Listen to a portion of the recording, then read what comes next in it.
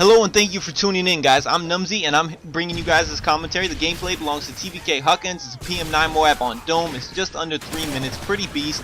And first off, I just want to say thank you for 100 subscribers. I almost said 1,000. Hopefully we can do that video pretty soon if you guys spread the word. But alright, so as you guys can tell by the title above, this is TvK Storytime. Now in Storytime we bring you guys interesting stories. And for this story, I'm going to be telling you guys a little bit about my life in Papua New Guinea. Now if you guys like stories about, you know, real guns, real life threatening situations, stick around, you're going to like this commentary. So this all begins back in 6th grade. In 6th grade, everybody in my class was given a test to see if they could go on to 7th grade. Now, if you were an expat, which means if you're from America or if you're from a country other than Papua New Guinea, like Sweden or Japan, and you failed that test, it means you had to do 6th grade over again. But if you were a Papua New Guinean, like my friend Seth, and you failed that test, it means you're out of the system. You have to go to a completely different school. It's really messed up and it's really kind of it's retarded. But unfortunately, my best friend Seth wasn't even given a chance to take the test. They just kicked him out of the system. So we were pretty mad about that. He had to attend a completely different school, and I'll tell you guys more about that later. It's really intense. A lot of crazy stuff happened there.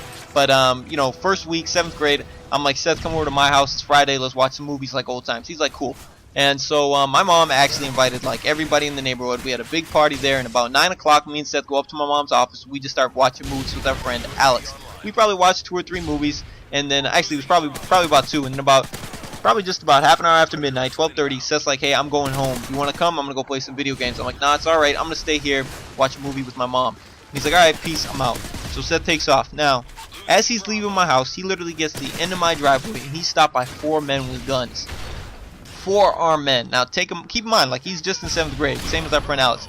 And they say, is there anybody inside the house? My friend Seth, my best friend, man, I'm telling you, he doesn't say anything. Gave them the silent treatment.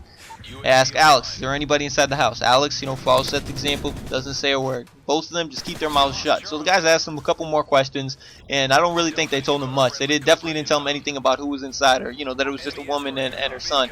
And so those guys said, get out of here, go home. Now, my friend Alex lived right across the road, but he was afraid to go inside of his house because those guys would see where he lived. So he just went home with Seth, and they ran up over the hill, got home. Seth gets on the phone, calls me, says, Tony, there's armed men outside your house. They have guns. You need to lock down. So I go, and I just drop the phone. I start closing curtains, shutting doors. My mom goes, what's going on? I go, there's armed men outside our house, and they have guns. My mom goes, all right, Tony, go underneath the living room, get underneath the couch. Go into the living room, get underneath the couch. It'd be cool if I get underneath my living room. But anyway, so I go underneath the couch and I'm laying there. My mom goes, are you hungry? Now she just called security. They're coming. I'm still kind of nervous. And then she asked me, are you hungry? Am I hungry? Like, there's guys outside our house with guns. But as a matter of fact, I was hungry. So I go, yeah, I'm kind of hungry. And she says, all right, I'm going to make you some soup. So my mom makes me soup while I hide underneath the couch. Now, as I'm laying there, I kind of had my head out so I could look at the window. And I could see a shadow on the window, like a figure, because we had these security lights outside. And that was one of them. That was one of those guys outside. And they, you know, and they had guns. And then we heard the car pull up in the front, and it was security. And those guys must have just taken off. And one of the security guards said he saw one of them running towards the fence. And yeah, they're pretty intense stuff.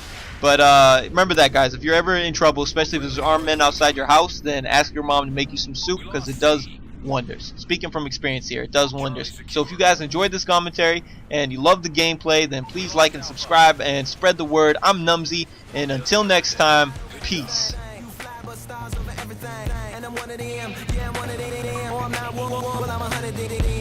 I'm 100 mother 11 stars. You're no light, you're an undercover car. I'm an ambulance and a fire truck and some strobe lights. Tied up.